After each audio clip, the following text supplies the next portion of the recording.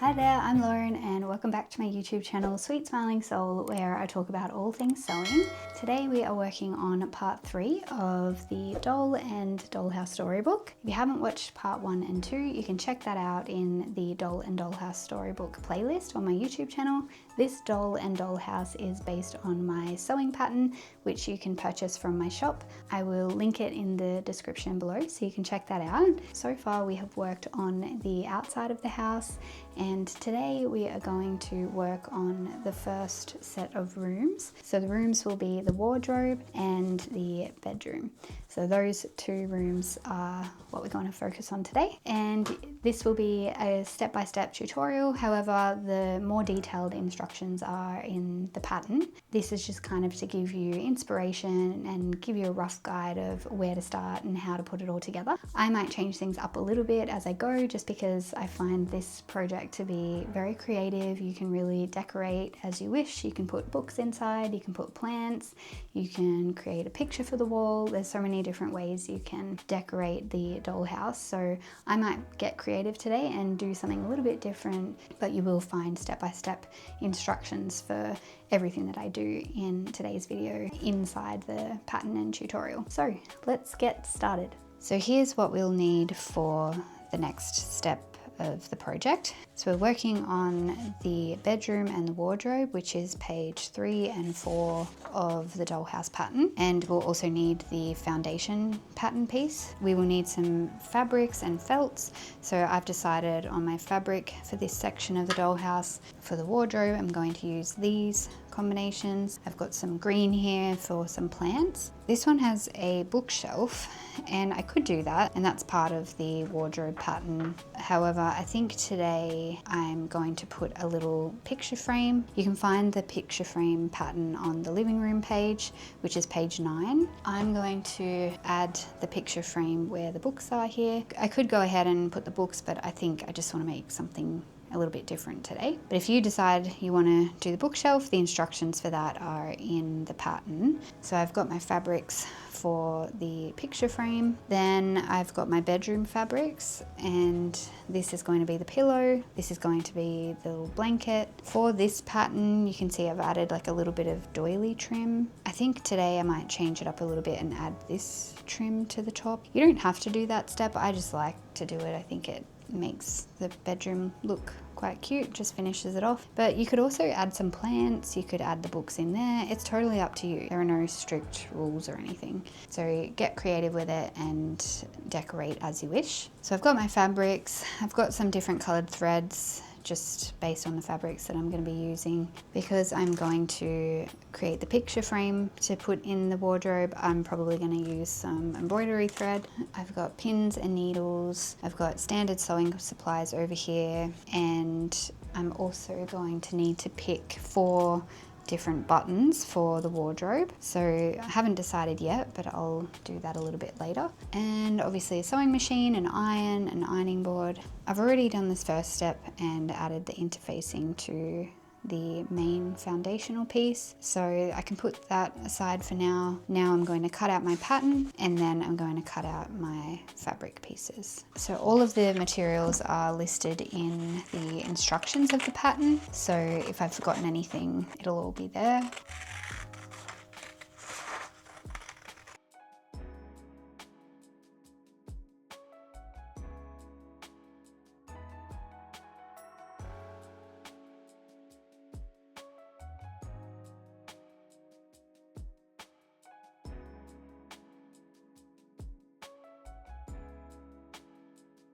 I have cut out all my pieces. I've got 3 layers for the bed. Now this isn't necessary, it's just that I like to make a soft finish. So I'm putting felt in between the top and bottom layers just to create that soft look. And I'm doing the same with the pillow for the bed. I'm just using felt because that's what I have, but you could use wadding, and you could also just skip this part altogether and just have the 2 layers for the front and then the inside of the bed, and the same for the cushion. So it's totally up to you. So I've got the bed, then I've got my photo frame. I've attached a bit of interfacing to this, and I'm going to cut it out, but this is the piece that I'm going to work with to create like an embroidered flower for the frame.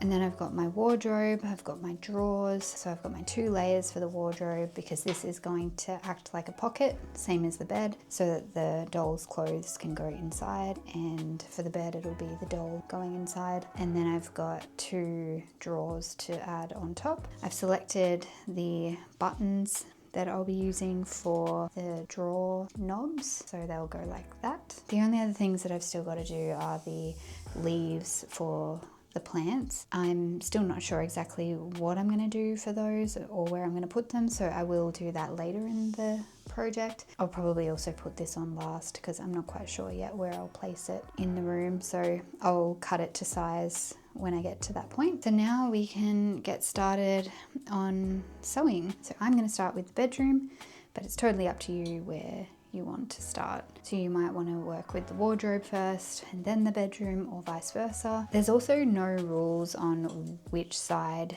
you place your items. It just depends how you want your dollhouse to look. So I put the wardrobe here because when we create the book, this side will actually be the bathroom. So I just thought that those 2 made sense to go together, but the wardrobe also makes sense to go with the bedroom. So you could do it that way, or you could switch these 2 around, but it's just worth thinking about how you want the book to unfold and which rooms you want to see as you open the book. But there's no right or wrong way, you can just get creative with it. So the first step of the bed is to sew the 3 layers together, or the 2 layers. So because I'm working with the 3 layers and I'm using the felt for this step, I'm going to layer the fabric pieces right side together, and then on the bottom I'm going to put my felt. So this could be wadding for you if you're using that, or interfacing. So now I'm going to sew around the edge, and I'm going to keep one side of this open so that I can turn it right side out. I'm also going to do the same with the pillow. So I layer them right sides together, put the felt down first, layer this one on top, and I'm going to sew around the edge, but I'm going to leave this open.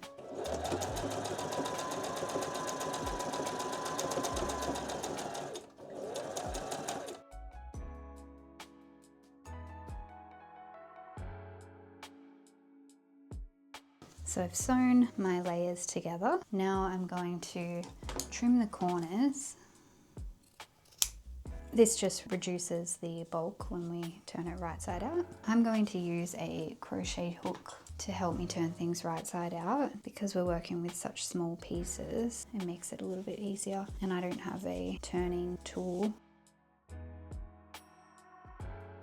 So I'm just using my crochet hook to poke things through to create those sharp corners, and just stretch it out a bit with my fingers. You might want to iron it to make sure it's all neat. For this bit here, we're going to fold it in slightly, about 5 mil. I'm just going to top stitch along that edge. So I've top stitched the edge closed for the pillow, and I've given it a bit of a press, so that's ready to go. Then I'll do the same for the bedding.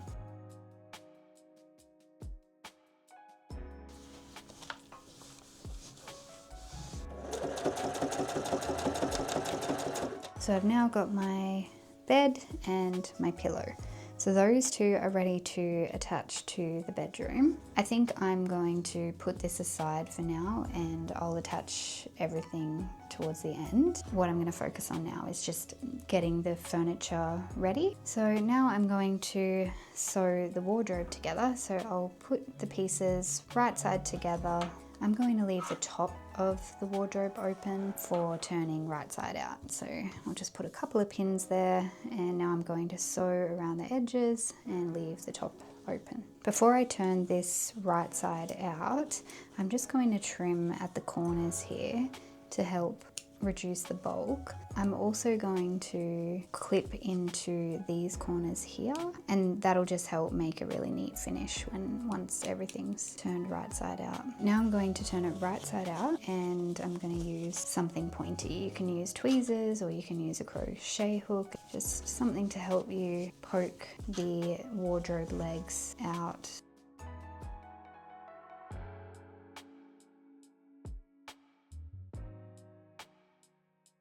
So now that I've turned everything right side out and I've poked into the corners, I'm going to give it a press And then I'm going to tuck in the top and I'll top stitch that down. So I've pressed and top stitched the wardrobe. Now I'm going to sew on some drawers. So I'll just place them one on top of the other. And once I'm happy with the placement, I'm just going to top stitch around the edges. So I've sewn the drawers on and now I'm going to sew on the buttons. So they'll look like drawer handles.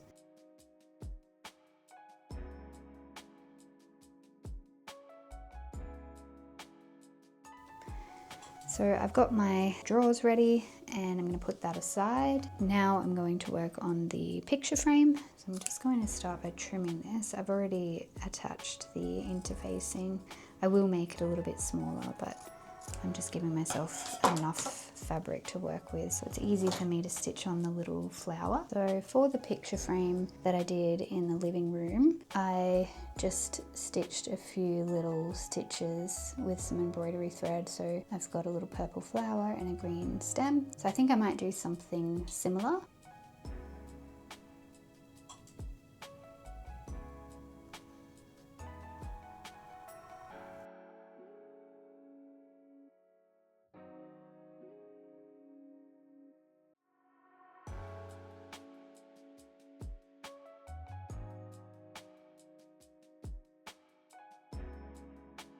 So now I'm going to fold in the seams of this piece here, and I'm also going to trim down the sides of this as well. So I'm going to start with the frame and then I'm going to attach this to the frame. So yeah, it sits in the middle. I think that's good to go. So now I'm just going to top stitch that to the frame and then it'll be ready to put inside the room. I've sewn the picture to the frame and now that is ready to go into the room. So I'm going to put that aside for now.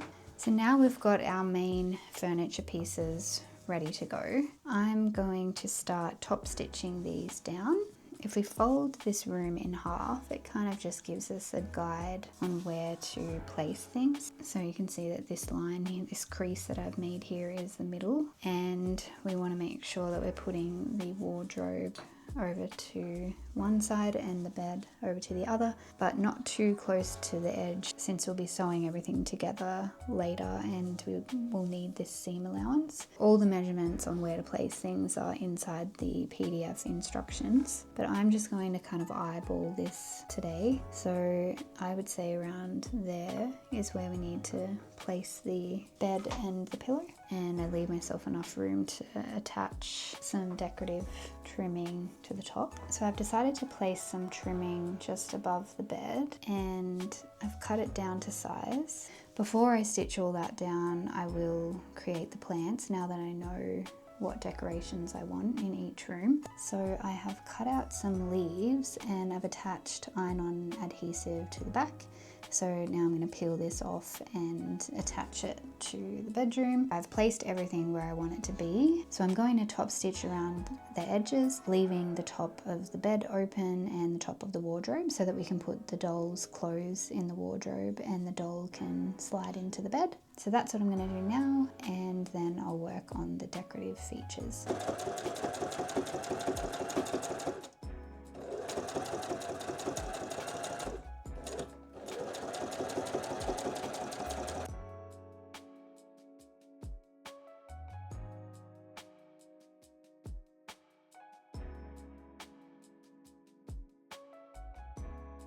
So I've sewn on the bed, the decorative wall hanging, the photo frame and the wardrobe. And the final thing to add are these little leaves that I've created. So I'm going to place them up the top there on the left. Before I sew it, I will press it down so that the adhesive on the back sticks to the fabric, and then I'll top stitch along the edges of the leaves.